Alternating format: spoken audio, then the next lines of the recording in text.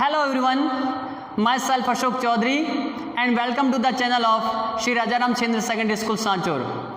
In the previous class, we have learned about the language, the types of language and units of language. We have learnt that language has three units. First is letter, second is word and third is sentence.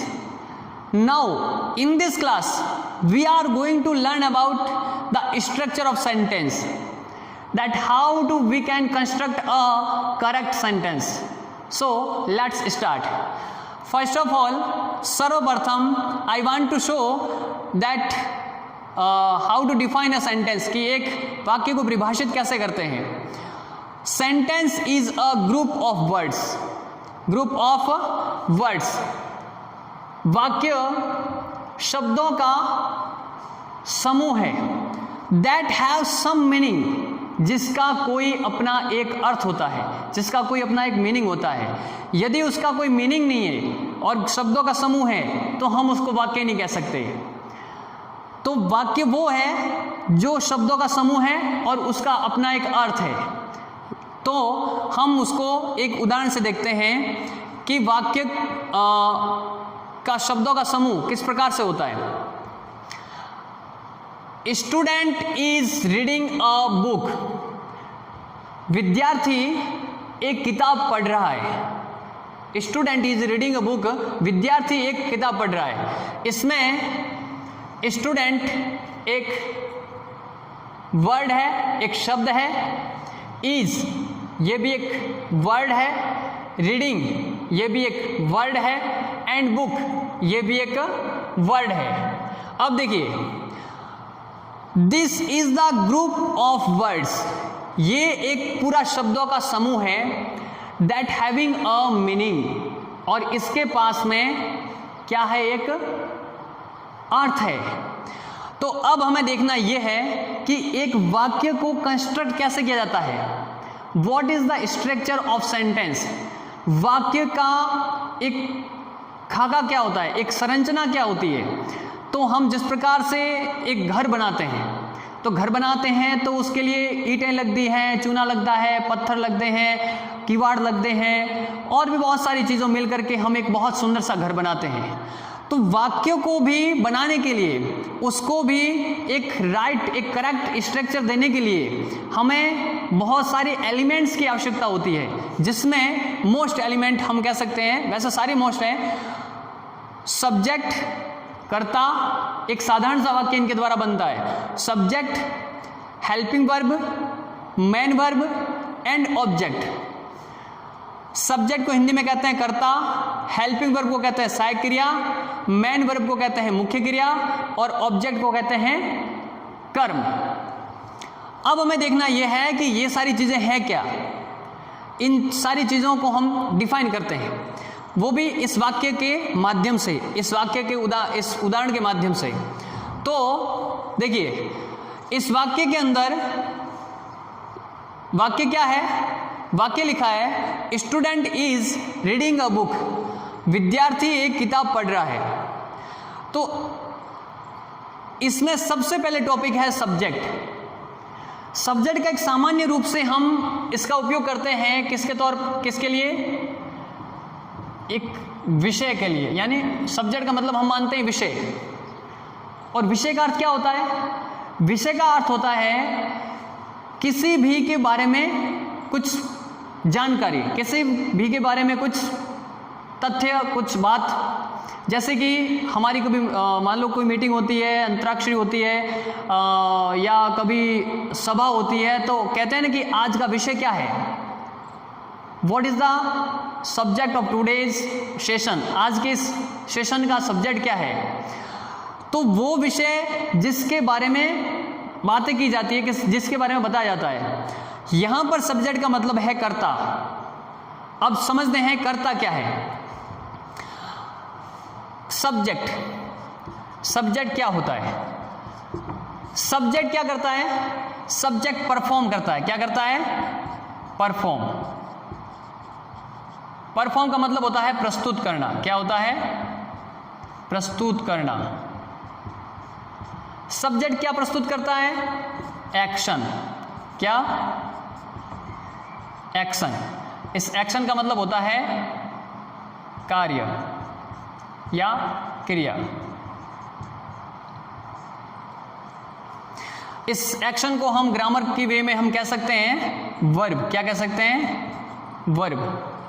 यानी वाक्य के अंदर वो शब्द जिस शब्द से हमें यह पता चलता है कि इसके द्वारा कोई काम किया जा रहा है, इसके द्वारा किसी क्रिया को किया जा रहा है, किसी काम को किया जा रहा है, तो वो काम को करने वाला हो जाएगा सब्जेक्ट। क्या हो जाएगा? सब्जेक्ट। और इस सेंटेंस के अंदर काम को करने वाला हमारे सामने student is reading a book. विद्यार्थी एक किताब पढ़ रहा है। तो जो पढ़ना है, उस पढ़ना कार्य को, उस एक्शन को किसके द्वारा परफॉर्म किया जा रहा है? परफॉर्म। इस एक्शन को परफॉर्म किसके द्वारा किया जा रहा है? सब्जेक्ट के द्वारा। और यहां पर सब्जेक्ट कौन है? स्टूडेंट, एक विद्यार्थी है। एंड देन सेकंड, हम हेल्पिंग वर्ब को छोड़ते हैं, डायरेक्ट आते हैं वर्ब पे।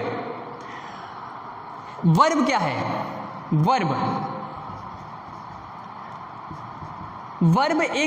Verb is word. क्रिया एक शब्द, verb is word that show the action, जिसमें किसी भी काम का होना पाया जाता है, जो किसी काम के होने को शो करता है, दर्शाता है, यानी किसी वर्ग को दर्शाता है, किसी के काम को दर्शाता है। तो वर्ब का अर्थ हिंदी में होता है क्रिया। क्या होता है? क्रिया। यहां पर जो वर्ब है, इस वर्ब का अर्थ क्या है? शो करना। क्या करना? शो करना। किसको शो करना?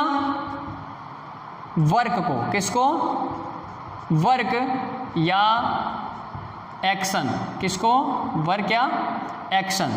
शो का मतलब होता है दर्शाना। क्या होता है? दर्शाना। एक्शन, इसका अर्थ क्या होता है? एक्शन या वर्क, इसका मतलब होता है कार्य। क्या होता है? कार्य। यानी in the sentence a word, वाक्य में एक ऐसा शब्द दैट शो एनी एक्शन, वाक्य के अंदर एक ऐसा शब्द जो किसी प्रकार के कार्य के होने का बोध कराता है, वो हो जाते हैं वर्ब हमारी। क्या हो जाती है? वो वर्ब। फिर से देखिए, वर्ब क्या? वर्क या एक्शन को शो करने वाला यानी दर्शाने वाला। हम उसको क्या कह सकते हैं? क्रिया। क्या कह सकते हैं? क्रिया। और यहां पर क्रिया क्या है? रीडिंग, यानी रीड। ING लग गया पीछे। यहां पर रीड क्या है? इसका क्रिया है। ये क्रिया क्यों है? क्योंकि इसमें कार्य के होने को दर्शाया जा रहा है, इसलिए रीडिंग क्या है? क्रिया है। अब इसको करने वाला, इस एक्शन या इस कार्य को करने वाला, इट मीन्स इंग्लिश में एक सामान्य शब्द से कहें तो डूअर। डूअर यानी करने वाला। और यहां पर करने वाला कौन है? स्टूडेंट है।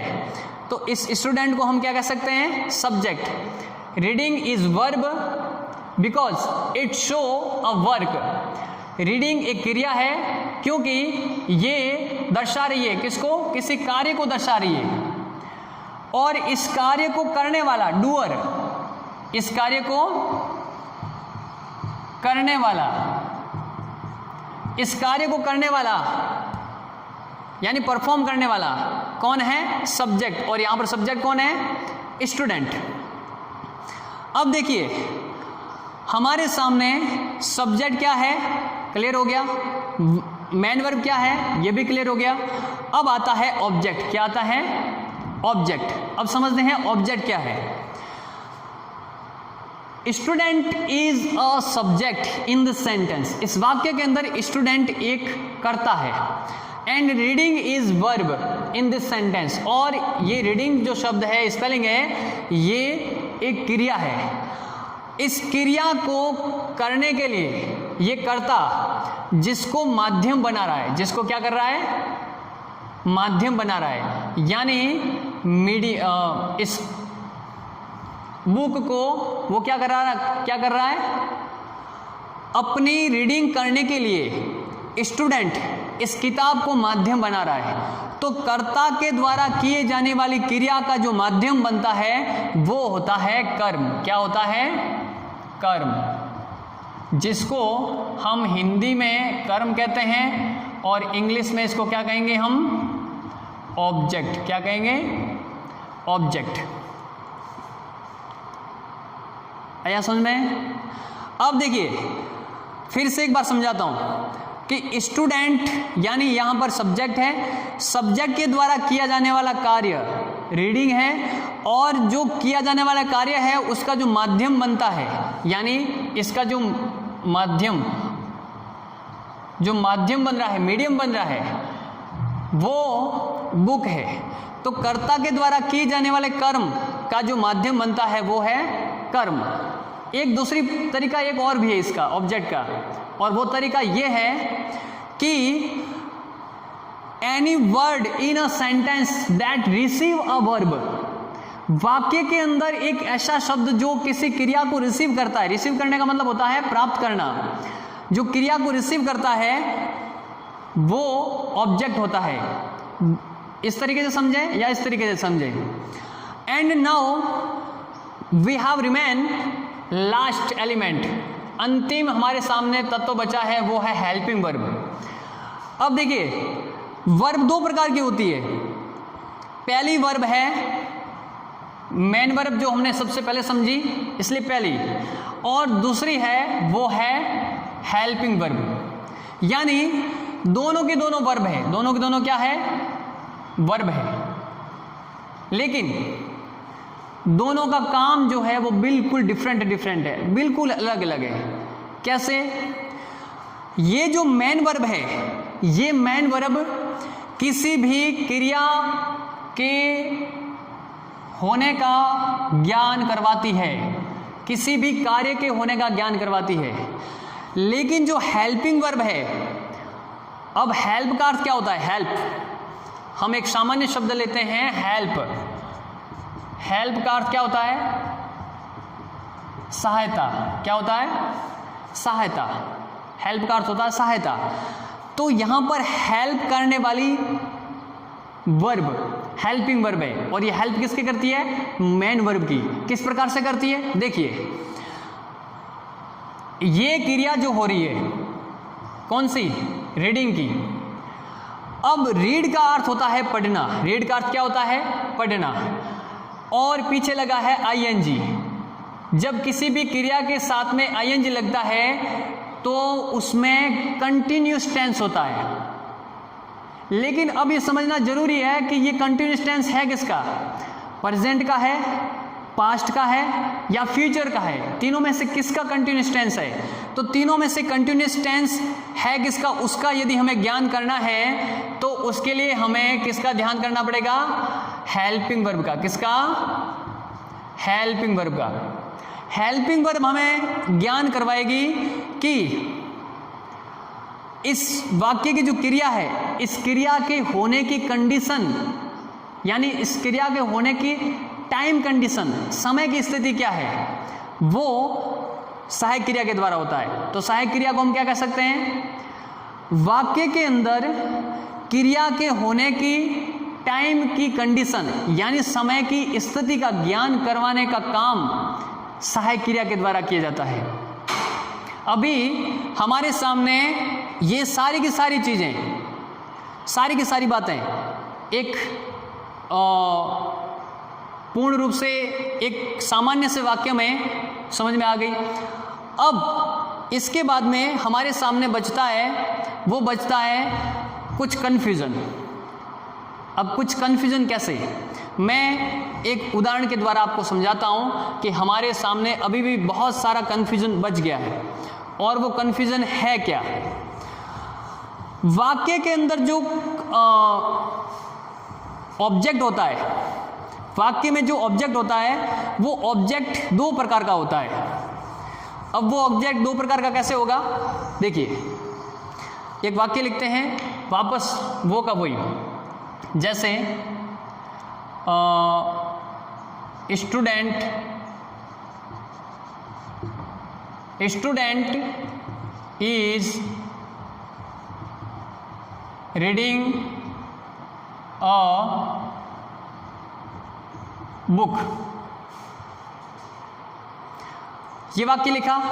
अब मैं इसके साथ में कुछ और जोड़ देता हूं। वो जोड़ूंगा ऐसा, फॉर हिम।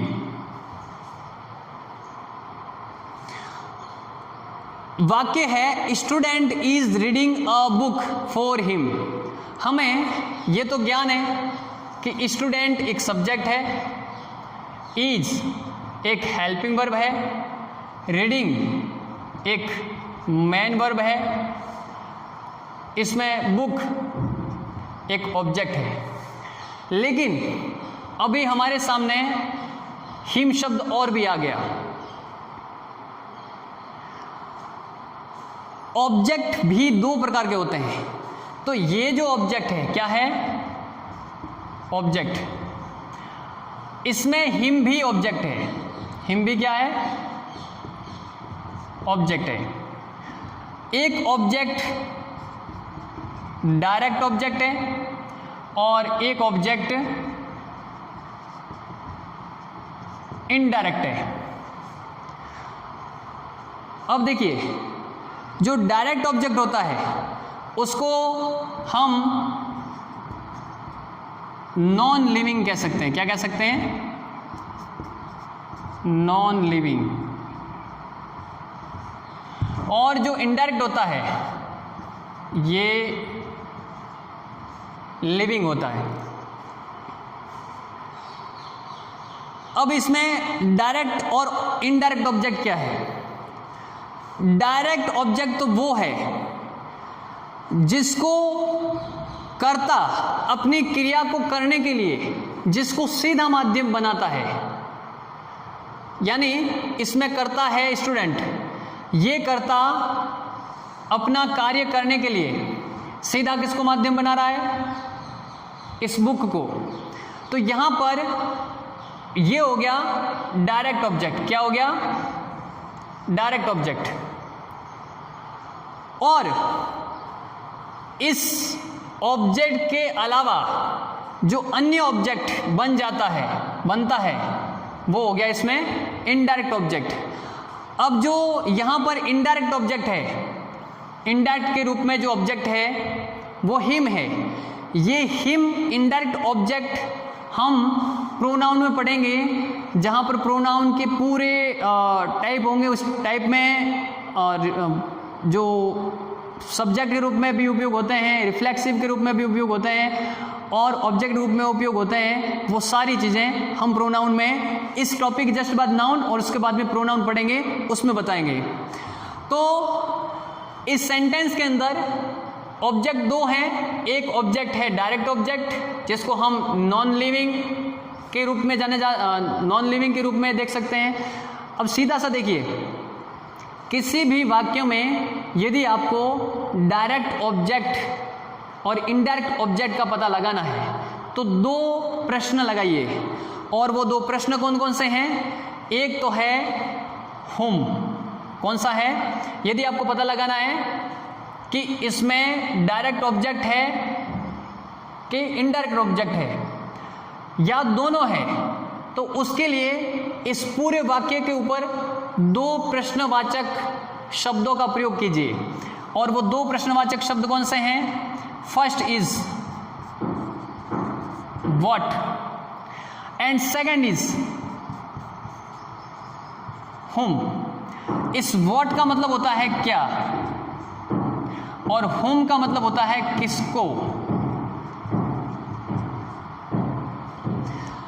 यदि मैं इस वाक्य में इस व्हाट शब्द का प्रयोग करके इस प्रश्नवाचक शब्द को लगाता हूं तो क्या होगा? Student is reading book for him. अब मैं इसको हिंदी में लगाता हूं, देखो कैसे। विद्यार्थी उसके लिए क्या पढ़ रहा है? हिम यानी उसके, बुक यानी किताब। विद्यार्थी उसके लिए क्या पढ़ रहा है? तो विद्यार्थी उसके लिए क्या पढ़ रहा है? बुक। क्या पढ़ रहा है? बुक। तो इस व्हाट का जो उत्तर आ रहा है वो हमारा डायरेक्ट ऑब्जेक्ट है। क्या है? Direct object. क्या है? Direct object. और whom student is reading a book for him. विद्यार्थी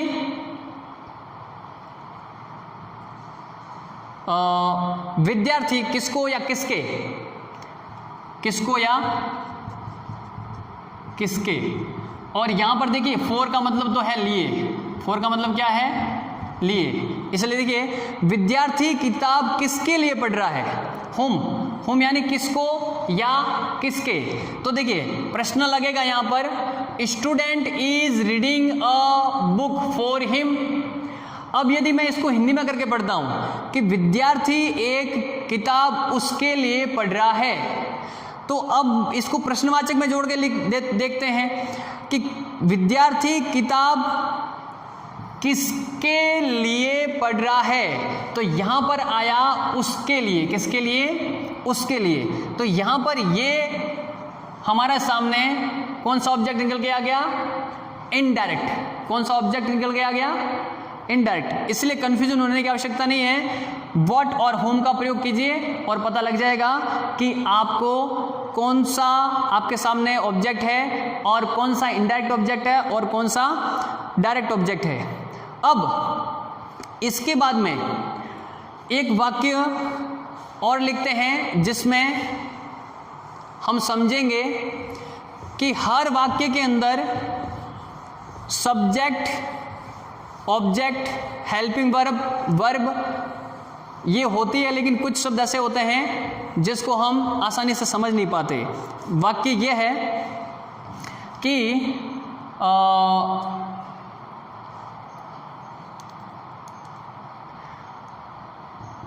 I am a teacher। देखिए हमने पीछे जो सेंटेंस लिखा था वो था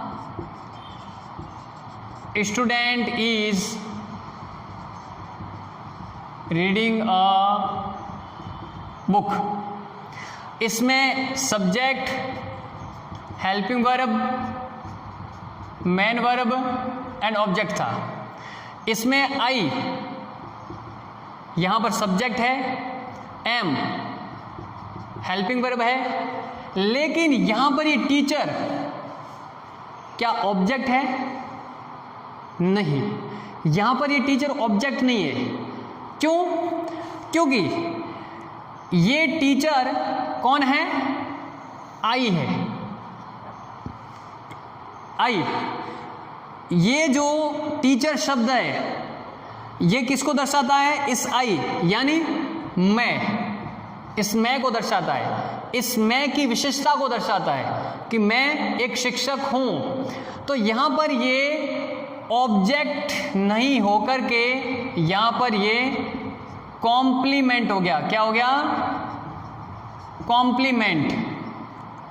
इसको हम कहते हैं हिंदी में पूरक। क्या कहते हैं? पूरक। अब समझते हैं कि कॉम्प्लीमेंट क्या है। उदाहरण के द्वारा समझते हैं कि कॉम्प्लीमेंट क्या है। कर्ता के संबंध में यदि कुछ दर्शाया जाता है, यानी कर्ता के संबंध में कुछ दर्शाया जाता है, तो वो कॉम्प्लीमेंट टू सब्जेक्ट हो जाएगा। कैसे? देखिए इसी वाक्य के अंदर, ये जो वाक्य है इसी वाक्य के अंदर देखिए यहां पर टीचर जो शब्द है, ये टीचर किसकी विशेषता है, किसकी खासियत है? इस मैं की। तो यहां पर ये टीचर सब्जेक्ट ना होकर के, सॉरी ऑब्जेक्ट ना होकर के ये क्या हो गया? कॉम्प्लीमेंट हो गया। क्या हो गया? कॉम्प्लीमेंट हो गया। अगर मैं एक वाक्य और लिखता हूं, यू मेड मी सैड। आपने मुझे दुखी किया। इस वाक्य के अंदर यू एक सब्जेक्ट है, मेड एक वर्ब है, वर्ब की सेकंड फॉर्म है, मी, यहां पर यू का जो काम है, इस काम को करने का जो माध्यम है वो मी है, इसलिए मी क्या है, इसमें ऑब्जेक्ट है। लेकिन यहां पर ये ना तो ऑब्जेक्ट है और ना ही कुछ और, बल्कि ये क्या है, इस मी की विशेषता है। क्या है, इस मी की विशेषता। तो विशेषता क्या है कि यू मेड मी सैड, आपने मुझे दुखी किया। तो इस सैड का संबंध मी से होने के कारण ये भी क्या हो जाएगा, कॉम्प्लीमेंट। क्या हो जाएगा, कॉम्प्लीमेंट। तो देखिए यहां पर ये जो कॉम्प्लीमेंट है इसका संबंध किससे है, सब्जेक्ट से है। इसलिए हम कह सकते हैं कि complement of subject, complement of subject. और यहां पर इस सैड का संबंध मी से होने के कारण ये कॉम्प्लीमेंट ऑफ क्या हो गया, ऑब्जेक्ट। क्या हो गया, ऑब्जेक्ट। अब आप समझ गए होंगे कि कॉम्प्लीमेंट क्या है। यानी हर जगह कॉम्प्लीमेंट ऑब्जेक्ट के तरह ही यूज होता है, लेकिन ऑब्जेक्ट नहीं होता। तो यहां पर आप कंफ्यूजन नहीं हो, यहां पर आप व्यवस्थित तरीके से समझ लें। तो कॉम्प्लीमेंट क्या है, कॉम्प्लीमेंट एक नेसेसरी वर्ड है, यानी एक आवश्यक शब्द है। क्या है, एक नेसेसरी। ये कॉम्प्लीमेंट जो है ये एक नेसेसरी वर्ड है। क्या है, नेसेसरी, नेसेसरी वर्ड, एक आवश्यक शब्द है। किसके लिए आवश्यक शब्द है, for create a meaning of the sentence. यदि हमारे सामने पूछा जाए कि कॉम्प्लीमेंट क्या है, तो कॉम्प्लीमेंट क्या है, एक आवश्यक शब्द, वाक्य के अंदर एक ऐसा जरूरी शब्द जिसका वाक्य में होना आवश्यक है, क्योंकि उस शब्द के द्वारा ही उस वाक्य का पूर्ण भाव दर्शाया जाता है, अन्यथा उस वाक्य का पूरा भाव दर्शाया नहीं जाएगा। देखो कैसे, आई एम अ, अब यानी हमने टीचर काट दिया, टीचर हमने नहीं रखा, तो वाक्य पूरा नहीं होगा। तो इस वाक्य के लिए टीचर क्या है, एक नेसेसरी वर्ड है, एक आवश्यक शब्द है। यदि यू मेड मी, आपने मुझे बनाया, और सैड को यदि काट दिया, तो इस वाक्य का जो एक्सप्रेशन आएगा, एक जो प्रभाव आएगा, एक जो दर्शाया जाएगा किसी बात को, वो पूर्ण प्रभाव नहीं छोड़ेगा, यानी इस वाक्य का पूर्ण अर्थ नहीं होगा, इस वाक्य में पूर्ण मीनिंग नहीं होगा। इसलिए इस वाक्य की मीनिंग को पूर्ण करने के लिए कॉम्प्लीमेंट का होना अत्यंत आवश्यक है। यदि कॉम्प्लीमेंट सबसे सब्जेक्ट से संबंधित है तो कॉम्प्लीमेंट सब्जेक्ट का है, और यदि कॉम्प्लीमेंट ऑब्जेक्ट से संबंधित है तो कॉम्प्लीमेंट ऑब्जेक्ट का है। यानी सब्जेक्ट से संबंध रखने वाला कॉम्प्लीमेंट ऑफ सब्जेक्ट होता है, और कॉम्प्लीमेंट ऑब्जेक्ट से संबंध रखने वाला कॉम्प्लीमेंट ऑफ ऑब्जेक्ट होता है। आज के लिए बस इतना ही। In the next class we will learn about the noun and types of noun, because usually we use as a subject of noun. Noun का हम विशेष रूप से किसके रूप में प्रयोग करते हैं, सब्जेक्ट ग्रुप में। किसके रूप में, सब्जेक्ट ग्रुप में। And then we will learn about pronoun. Thanks.